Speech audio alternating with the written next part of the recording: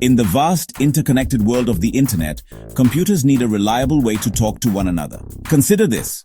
When you send an email or load a web page, your computer is sending a message to another computer, which could be thousands of miles away. These messages are broken down into tiny pieces of data called packets. To make sure these packets get to their destination correctly and in the right order, computers use a set of rules, or a protocol. One of the most important protocols is called TCP, which stands for Transmission Control Protocol. It is a fundamental building block of how our digital world communicates, ensuring that information arrives just as it was sent, complete and in the proper sequence. Think of TCP like sending a very important letter through a meticulous postal service. Before you even send your letter, you first establish a connection. You might call the recipient to let them know a package is on its way, confirming they are ready to receive it. This is exactly what TCP does. It creates a stable, confirmed connection between the two computers before any data is actually transmitted. This initial handshake, as it's often called, is a crucial first step. It's a bit like saying, "Hello, are you there? Can you hear me?" and waiting for a "Yes, I'm here and listening," before you start sharing your important information. This setup guarantees that both ends of the conversation are ready. Once that connection is established, TCP gets to work managing the delivery of your data packets.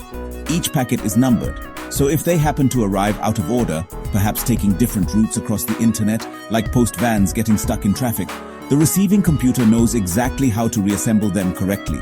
Imagine trying to read a book where all the pages are mixed up. It wouldn't make much sense. TCP prevents this digital chaos by putting everything back in its original order. This numbering system is essential for things like websites and documents, where the order of words and images is absolutely critical for the message to be understood. But what if a packet gets lost along the way? The internet can be a busy place, and sometimes data just disappears into the digital ether. TCP has a brilliant solution for this problem. Acknowledgements. For every packet it receives, the destination computer sends back a little "got it" message. If the sending computer doesn't get this confirmation message within a certain amount of time, it assumes the packet was lost and simply sends it again. This constant checking and resending makes TCP incredibly reliable. It's like getting a delivery receipt for every single piece of your message, ensuring nothing is ever permanently lost in transit. Now, while TCP's reliability is fantastic for many tasks, sometimes you need something different. Sometimes, speed is more important than perfect accuracy. This is where our second protocol comes into play, UDP, or User Datagram Protocol. Unlike its careful and methodical cousin, UDP is all about getting information from one place to another as quickly as humanly, or rather, digitally possible. It doesn't bother with all the handshakes, numbering, or acknowledgements that slow TCP down.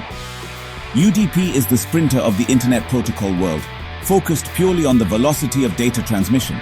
It's designed for situations where a little bit of lost data isn't a catastrophic failure. Let's use a different analogy. If TCP is like sending a tracked parcel, UDP is more like shouting a message across a crowded room. You don't call the person first to make sure they're listening. You don't wait for them to shout back, "I heard that bit," after every word. You just shout your message and hope for the best. Some people in the room might hear it perfectly. Some might miss a word or two because of the noise, and that's considered acceptable. UDP works in the same way. It just fires off data packets called datagrams to the destination without any prior arrangement. It's a connectionless protocol. This fire and forget approach means UDP is astonishingly fast. By skipping the three-way handshake and the process of waiting for acknowledgements, it strips away a lot of the overhead that makes TCP slower. The data packets are sent out into the network with no guarantee they will arrive, and certainly no guarantee they will arrive in the order they were sent. There is no error-checking mechanism built in to tell the sender that a packet was lost. The sending computer simply blasts the information out and moves on to the next task, trusting that most of it will probably get through to the recipient. Because of this design, UDP is inherently less reliable than TCP. A packet sent via UDP could get lost, it could get corrupted, or it could arrive after a packet that was sent later. The protocol itself does nothing to fix these issues. This might sound like a terrible system, but for certain applications, it's actually a huge advantage. In situations where a constant, fast stream of data is more important than having every single piece of that data arrive perfectly, the trade-off of reliability for speed is a very sensible one. It's a different tool for a different kind of job in the digital world. The fundamental difference between TCP and UDP really boils down to a classic trade-off. Do you want it done right, or do you want it done right now? TCP chooses to do it right. Its primary characteristic is reliability. By establishing a formal connection, numbering packets, and demanding acknowledgements for received data, TCP ensures that the message received is identical to the message sent. This process, known as error checking and correction, is its defining feature. It's like a diligent editor who proofreads every sentence to make sure there are no typos or missing words before the final version is published. This makes it a stateful protocol. It keeps track of the conversation's status. In stark contrast, UDP prioritizes velocity. It is a connectionless protocol, meaning it doesn't establish any formal link before sending data. It simply throws the packets at the recipient and hopes for the best. There is no numbering of packets to ensure they are reassembled in the correct order, and there is no mechanism to check if all the packets even arrived. If a UDP packet is lost, it's gone for good. This makes it a stateless protocol. It doesn't remember anything about the packets it has sent. This lack of overhead is precisely what makes UDP so much faster. It's the digital equivalent of a daredevil who takes the quickest route, even if it's a bit bumpy and risky. This leads us to the second major difference: connection management. TCP is connection-oriented.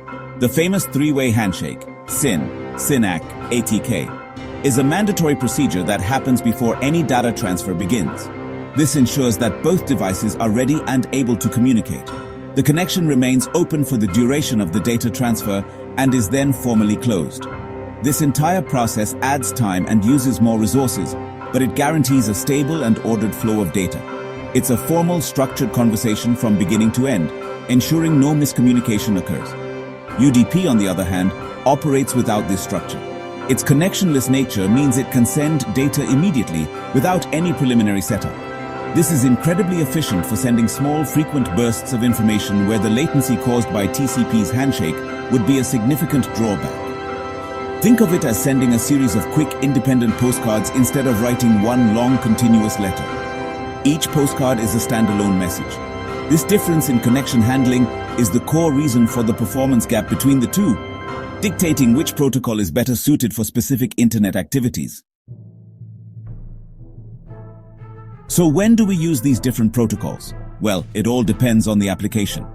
TCP, with its emphasis on reliability and order, is the backbone of most of the web browsing we do every day.